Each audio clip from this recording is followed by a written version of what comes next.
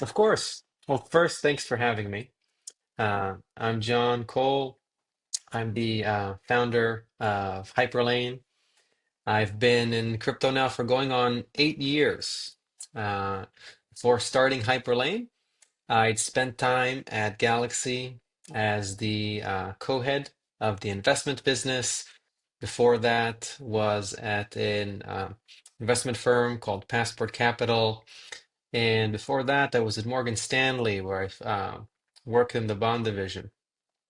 I'm someone who is always interested in how financial systems work. And one of the things that made me so interested in crypto and why 8 years later I'm still so passionate about this industry is that I'd always felt that there's something a little bit wrong, a little bit not correct with how banks operate. I'm someone who's had uh, been mistreated by banks in multiple countries and multiple times, and that really made me want to enact some change in how these institutions behave.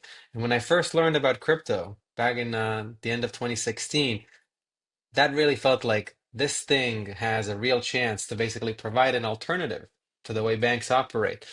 And eight something years later, it's still most of my life. Oh, that's what a great question. So I'd say what motivated me was I wanted to start my career at an investment bank. I wanted to get a sense of Wall Street because of, as I was just saying, I've had several very unpleasant experiences with traditional banks, both in Israel, where I grew up, where the banks are notorious for how they treat their customers, and also in the United States, where a lot of the audience I don't think will know this. But in the early 2010s, Wells Fargo, one of the four or five largest US banks, had a major, major scandal where for about 1 million clients in the Los Angeles area, they had opened up fake accounts without the customers knowing and were charging the customers. I was one of those customers. And that just kind of set me off on a path where I became convinced something had to be done. And I'm thinking, okay, if something has to be done, if this system has to change, how can you change it if you don't know the system from the inside? And that was the motivation in the first place to get onto Wall Street. Let me go straight into, as they say, as into the belly of the beast.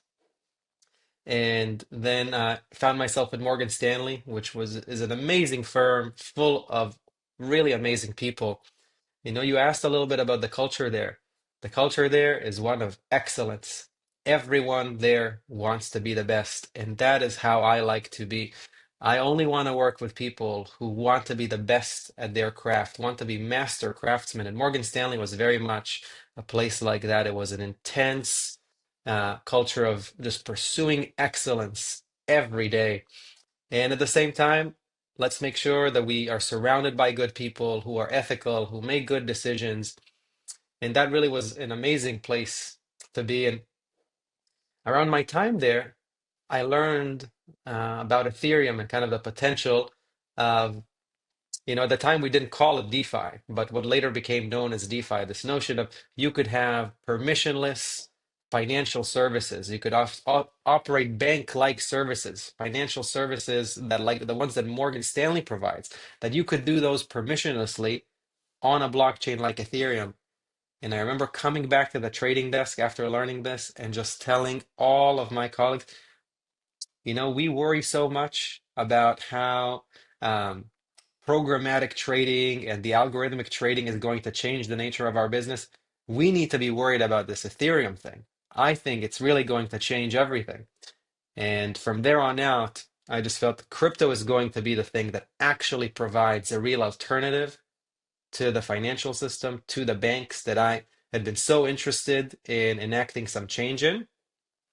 And so at that point, that was the motivation. Like, I'm kind of making it my life's goal to change how the system works. And I've now been on the inside and I've seen some of it. Obviously, I'd only spent a couple years. I won't tell you I'd become, some massive expert. But upon seeing crypto, it just felt like this is the thing. This is the thing that's really going to have the potential to do that. So I need to focus all of my energy on that industry.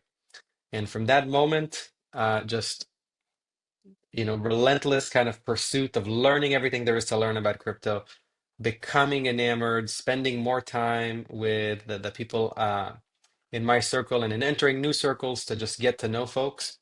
And I was lucky enough that one of Morgan Stanley's clients was a firm called Passport Capital. It was a very strong macro hedge fund that, you know, at the time was experimenting with crypto and was just about to open its first crypto fund.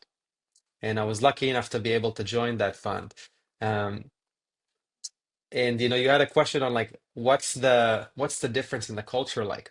Well, crypto in general is extremely different culture-wise than Wall Street was, but that firm, Passport, that was a traditional Wall Street hedge fund that had all the know-how that wanted to now enter this crypto industry. And so we kind of on the fly learned, oh, just how different crypto is and adapted. Um, and so it was a big shift, certainly for me. It was a big shift for a lot of the people there, but we kind of got our way around and then moving on to another firm like Galaxy. And if one thing was true between Morgan Stanley and Passport and Galaxy, and today I'd like to think, our team at Michael is just surrounded by people who want to be excellent at what they do, hardworking, who really care, very driven. Um, but the deeper you go into crypto, the other aspects of the culture could not be more different between call it your traditional Wall Street firms and how most crypto companies operate. Ooh, well, this one, I guess, so if there's a few answers I could go with, but if if we define it purely on the basis of multiples, and maybe the one that I'm the most proud of, it has to be Solana.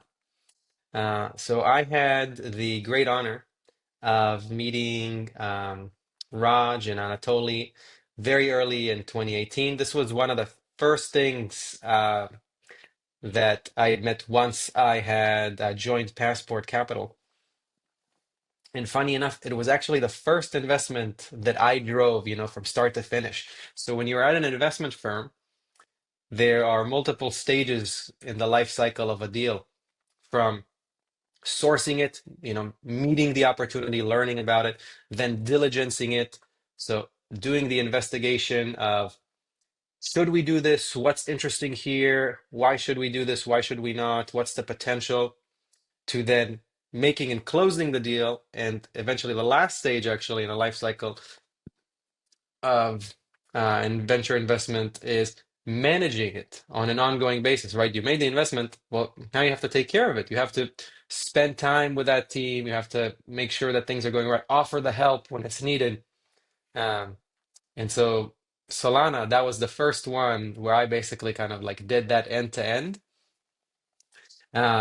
Now, of course, I ended up leaving that firm about 2 years into it, and so certainly now, from that initial point, Solana had grown tremendously. So can't tell you what the return that the firm ended up with, but that's the one that probably was the most successful. A few other good ones in there, but Solana, that's an all-timer. I think that's going to be very hard to top. Well, there's a lot of really great parts there, so I want to make sure I try and hit all of them.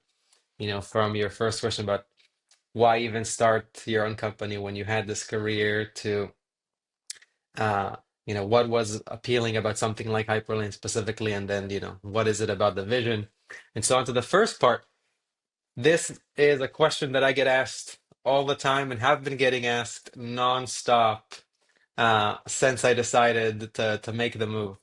Because let me tell you, close friends, my wife, people who, know basically what I had to leave on the table to at Galaxy to get this thing at Hyperlane started. They all thought it was completely crazy. And you know what? From a purely financial perspective, they probably were not wrong. It would be very, very, very difficult uh, for whatever happens with my life now to basically make up, to even break even with what I had to give up just to do this. And then you ask, well, so why would you do that? Why would you do such a crazy thing? And the truth is, I'd always wanted to try my hand at building, you know, something in the technology sector, right? Like, and I grew up in Israel, where it's a place where the the most successful people, the one who really kind of broke out of the Israeli mold, were all technology founders. Even when, late 90s, I'm a young kid, I'm 7, 8 years old, you would hear about just these amazing, in Israel we used to call it high tech. That's how we called the industry. People in high tech and the great things that they're doing and just the pride that they give to everyone by just representing the country so well. But the problem I faced was I don't come from a family with money. And so from the very first day where I started working, even well before I got to have a great job at a place like Morgan Stanley, I'd been supporting my parents. They had they had a mortgage that they could barely afford. At one point, very sadly, my father got very sick and eventually passed away. And so a few years before he passed away, he really couldn't work anymore. And so at that point in time, I hadn't had my children yet, but I was taking care of my parents. And so I needed a stable salary, needed something that I know that I need to bring at least this much so that I can help my parents stay afloat. And so for a long while, starting my own thing just felt too risky. I was always happy to take the risk myself, but to risk it and then have, my family, my mother, my father, my brother and sister, for them to be jeopardized, that, I'm the oldest son. I didn't feel ready for that. Luckily, through time, things had changed and things had gone well enough to where that reality, the reality had changed. And so now that was suddenly possible to take that type of risk. And so that's kind of, I just had this, I had to know that about myself.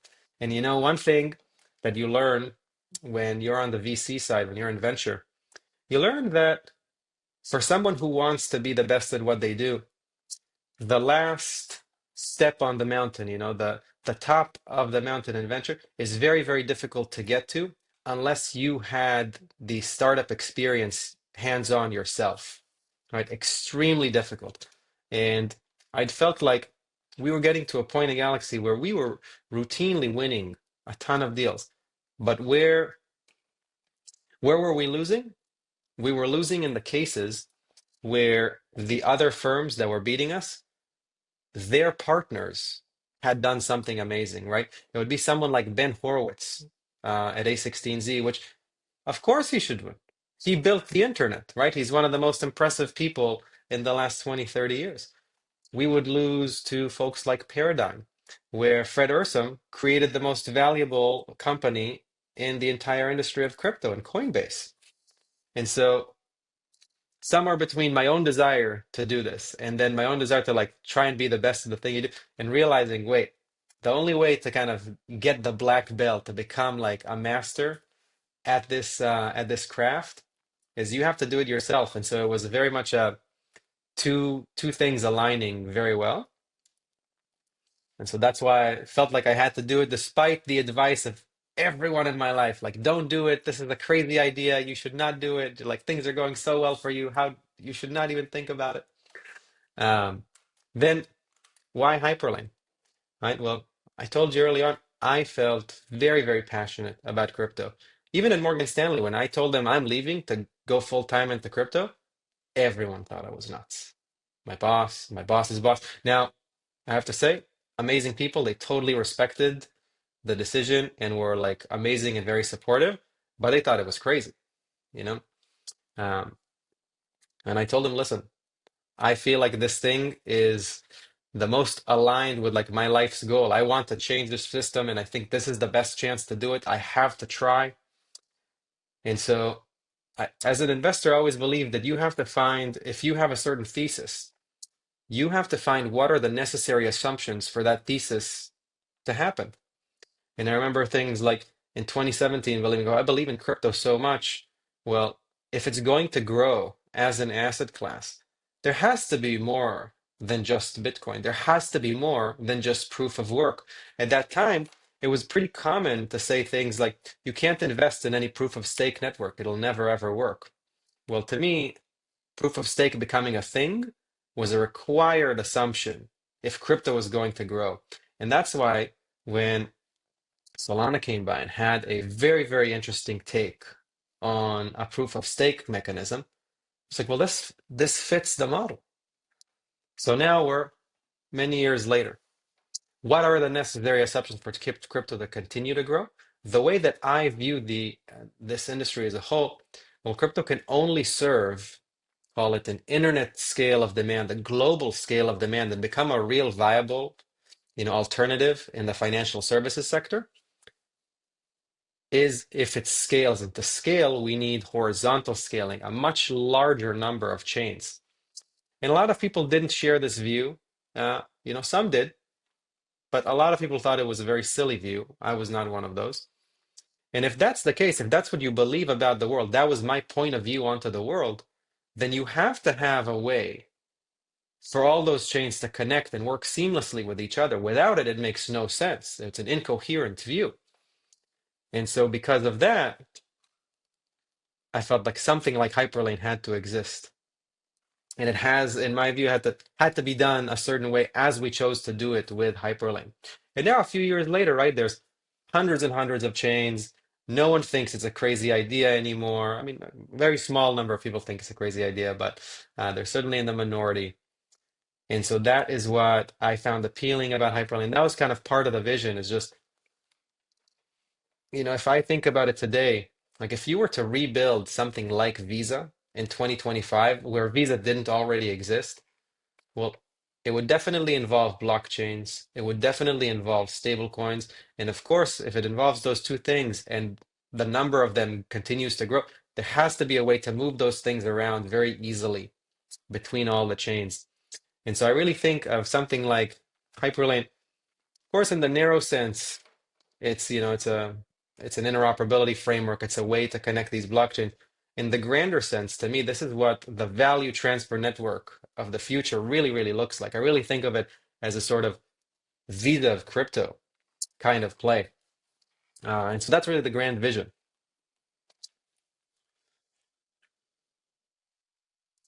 Ooh, that's a good one. Um, there were there were a couple. Um, you know, One thing I would say is I think in the last 10 years, a lot, or I guess maybe last 15 years, really starting with the early 2010s, a lot of people were drawn to create startups. And it's extremely hard. Now, it was easier in a past time because there was an abundance of money in the world. There was what people refer to as easy money. Today, that's not as true. And so it's certainly harder today. But both then and now, starting a startup is one of the hardest things you can do in business. And I don't think a lot of people understand that. It takes an immense, immense toll on all the other aspects of your life. It requires immense, immense sacrifice. And if you're not willing to provide that sacrifice, uh, it's very hard. It's very hard to accomplish your goals. You need to sometimes have this like singular and maniacal focus. And so I think I could define there are a lot of hard times that have happened since starting Hyperlane that kind of the relate to the toll that your personal life suffers as a result of this. I'm very lucky to have an amazing wife and two amazing girls. I have a 4-year-old and a younger one, and I can't tell you how many times um, my wife basically had to sort of save me where I wasn't able to be there for my girls, for her, and that's a lot of times that's some of the hardest parts. Now, in terms of like things that are just hard in the day to day of the business, one of the uh, hardest points in time was when we had we had we had gotten a situation that was somewhat lucky situation where one of our early partners, and this is before we kind of started taking off, and one of our early partners said, "Hey, you won't believe this, but this big chain just came to us and they need a solution ASAP. And they think that Hyperlane can work for it. And we think that Hyperlane can work for it." And so we get started and they give us a deadline, and it's a crazy, crazy deadline. It's like 10 days ahead. Um, and I go to my co-founder and I'm like, "I know we probably can't do it." And he says, "Yep, almost no chance we can do it." But we tell him, "You know what? We're going to be able to do it." By some miracle, we get there within 7 days. We think we're going to be ready to go at the end of that 10-day deadline. And then the next day, we find out that there is something unique about that chain that actually doesn't work, and almost no one has figured out a solution for it. And we're just like, "Oh my God, we are so screwed. I can't believe this." And that was just a devastating moment. Like, I'd already told them, "Hey, you know what? We figured this out. Like, we got everything working." But then we discover this late issue. And then luckily, our team kind of pulled a heroic effort over the next week and a half, 2 weeks. We put all of our focus into it, and then we were able to deliver a launch. Luckily, what happened in the background is that they also had a delay, and they also were ready for that deadline, and we pulled through. But we didn't know that. We didn't know that at the time. And since then, the launch worked out, and it was actually one of the better launches that we've had, and kind of the history of Hyperlane. But that time itself was just immense, immense adversity, and just thinking, I can't believe we're gonna have to go to them and tell them like, "Hey, we know we told you we could do this. We thought we just got it. Then we discovered this, massive thing." And having to go and tell them that was incredibly hard. Um, but the good thing was that they too, and like, they were aware of the unique thing about their chain. They just had never mentioned it before, and that too was part of the reason why they were gonna have that other delay. And so it all worked out, and we managed to do it in like, a crazy, still meet a crazy deadline. But that was probably when it came to like the business itself, that was one of the hardest moments. It really did. It really, really helped. It helped, I would say, in two ways. One is the obvious way, where it's just, for most, especially for first-time founders, they had never done this before. And, the investor on the other side of you, they they do these types of meetings many, many times a week, oftentimes many times a day. And for you as the founder, you only do this every so often. When it's the first time you do it, when the first time you go out to fundraise, you've never done this before. So you don't have a scope for what this dance between the investor and the person seeking the investment is supposed to look like. So in that sense, it was a huge help to just be aware of, oh, this is what it looks like. This is generally how the processes are. And, to also know some of the tricks where, like, one thing that makes that dance much easier is to know what are the signs that the other party is interested. And more importantly, what are the signs that the other party is not interested? Because venture investors, especially, they're always interested in keeping their options open. And so many of them will almost rarely actually say no until it's beyond a doubt clear to them that they don't want to work with you. But even then, they might not want to work with you on this round. And so they'll say, "Hey, this round, it's not for us, but stick around. We'd love to talk again. Like, come back to us when there's like more growth or more something," right? It's always about keeping the options open. And it's very important as a founder to know how to recognize that so you don't end up wasting a lot of your time, because in a startup, you're always at a race against time. And so that's the first way that it was very helpful, right? Like knowing all of that, knowing who really cares, who's interested, knowing who to not spend any time on because it's not for them. Uh, the second way having worked with crypto VCs for quite a while, it was very helpful to those people. There were a lot of people who knew me, who trusted me, who we spent a bunch of time together. Um, the crypto industry, especially between, call it 2017 and 2020, 2021, was quite small. All the venture guys, for the most part, everyone knew each other. Everyone, not everyone was like best friends, but people knew each other. They had relationships, they had reputations because the industry was so small, and we had to kind of, stick together in a way. And so having that established trust and having people who knew, oh, wait, you know what, this person did work with a number of companies, right? Had a really strong track record as an investor. In some cases, I mean, I don't know this for a fact, but I can tell you there are definitely people who I think made us, offers to lead our round. Well, I don't even know if they believed in the idea so much as that they believed like this person could figure it out. Like I just believe in this person. And I think that helped a lot because let me tell you, the timing could not have been worse. The timing when we did our first round really could not have been worse. The it was around the end of May, or May, June of 22.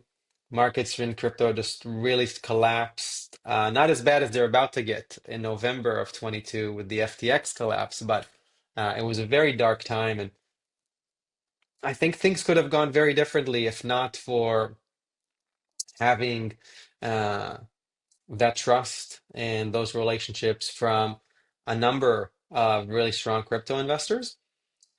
And so, in that sense, yeah, the experience was very, very valuable. Both like knowing how to navigate the dance, and then also like having, the Rolodex of people to just tell them, hey, this is what we're doing. And we were lucky enough to have several, offers from really great firms to lead around, and then we ended up going with Variant, which has been a great partner for us ever since. I think that's spot on. I think it is undeniable that this time things are quite different. They're different from 13 and 14, from 16 and 17, and even different from 21. And I'd say the biggest difference from the difference from all of those before 21 is like very, very evident. But in 21, you now had the emergence of institutional investors getting access to the asset class through fund managers, right? So by then, there you had very large venture firms that were getting investments from very, very institutionalized LPs, you know, major US and European pension funds, major private equity firms. At one point, Tiger Global, which is like a world-renowned investment firm, was one of the most active investors in crypto. And that just had never happened before 2021. But that felt like the beginning of now there's institutional interest. Well, today, any other day that you turn on, Bloomberg or CNBC, you might run into someone like Larry Fink of BlackRock talking to you about the work that BlackRock is doing on Ethereum. That's mind-blowing, right? When I got into crypto, while still at Morgan Stanley, I remember talking to my boss's boss and trying to ask him very honest, like, how can I make crypto happen in Morgan Stanley? And just thinking like, it's gonna happen, like maybe I could do it. And of course, it would take 7 more years before things like that started happening. But now it's here. Now, as you mentioned, right, you do have the ETFs for Bitcoin, you do have the ETFs for Ethereum, and certainly many more assets may come later. But that does change the perception. Now, both institutional investors and more sophisticated retail types who, you know what, maybe going on a place like Coinbase or a Binance or Upbit is just not in their not in their style, so to speak. Well, now they can call up their broker and get access to the asset class where they couldn't do that before. And so I think that does represent a meaningful change in the market cycle. Um, and that that has a cascading effect through the industry, because now there's a whole new wave of things that are possible and that become interesting, right? Like the notion of tokenized funds, right? When I just referenced BlackRock just a minute ago, BlackRock is bringing first U.S. Treasuries. Now I can imagine bringing similar types of assets on chain. They see the benefit in that, not just the ease and now like maybe there's crypto wealth who wants more easy access to these things. Well, there's clearly benefits on the issuer side as well. So that's one avenue, what and the industry is often at times referred to as RWA, real world assets, or the Wall Street types usually refer to it as just tokenization. That seems like a game-changing aspect that we really did, 2017, 2018, we all believed would happen. It just like the market structure was a little bit too early for that.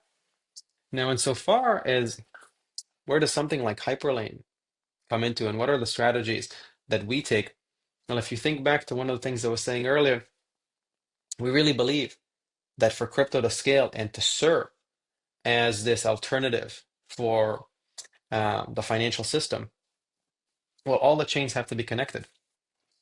Now, of course, someone like BlackRock is going to do a lot of its business on a chain like Ethereum, but the day may come where they might want to have a more controlled, more gated environment.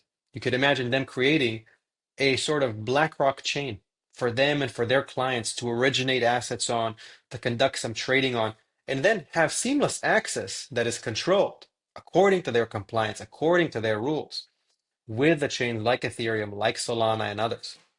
And so that's where something like Hyperlane really, really shines.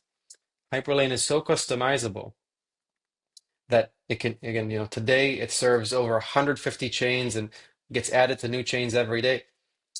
It can be customized and tailored exactly to the needs of someone like a BlackRock, like a JP Morgan, as they go on chain. And we believe in many cases will want their own private chains and private environments that they can conduct this type of business in.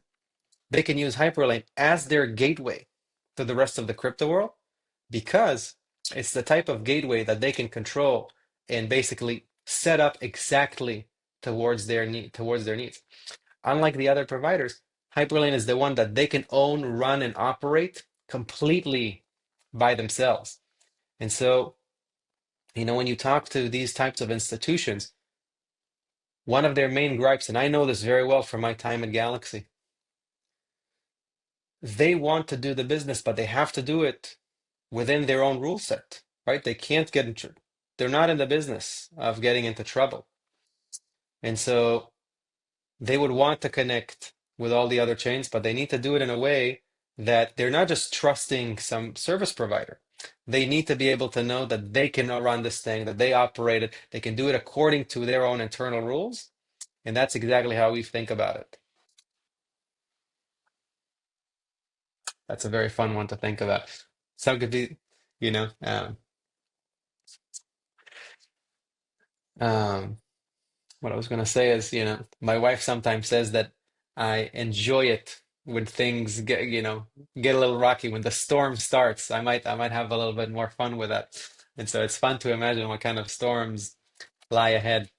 And I can tell you, the biggest storm I see lying ahead, the biggest challenge, is one that is just a much larger version of one that we faced before.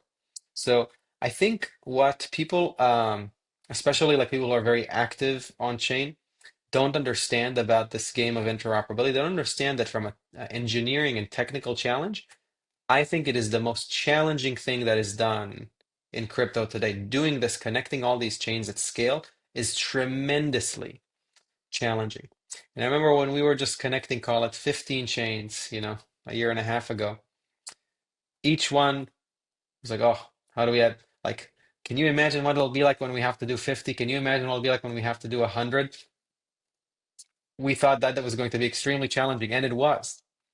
And today, supporting 150, we know exactly what the challenges are, and so we had to build the systems to make it both, scalable for us to run, maintain, operate, for other people to do that when they run and operate Hyperlane themselves. But now, okay, think of that scale I was telling you before. Well, 150 is that's not nearly it, right? What happens when every financial institution needs to have its own private environment? Right? Can you imagine that? Now we're talking thousands more. And that I see as being kind of the next challenge ahead. All right, we had to go from 10 to now add a zero to 100. What happens when you add a zero, and what happens when you add a zero after that?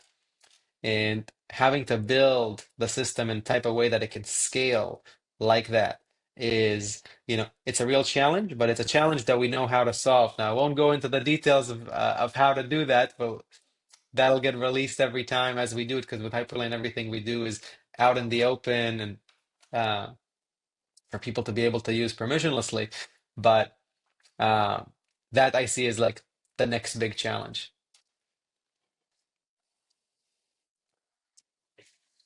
Ooh. Well, first, I'll say so is one of my favorite places in the world to come visit.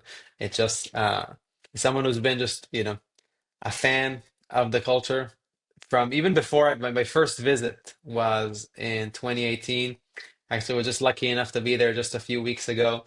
And it just such a unique place to come and visit and just had such a great experience with the local folks in town who's always been so helpful, so accommodating, and it's just a place where if you come and you treat the place with the respect that it deserves, and you're interested and you're curious, everyone that I met, from the driver in the cab, the waiter in the restaurant, the person helping me at a store, just once they see that you're genuine and you care about about the place and the culture and that you're trying, right? I won't tell you that my Korean is any good, or that I can write Hangul perfectly, but just that slight effort of trying, everyone is so kind to you because they see that effort. And so if there's one thing I can say is just, you know, thank you for being like so wonderful, so accommodating. And the other is Hyperlane really is planning to spend more time and more effort in Korea. My visit just recently was just meant to be the first of many.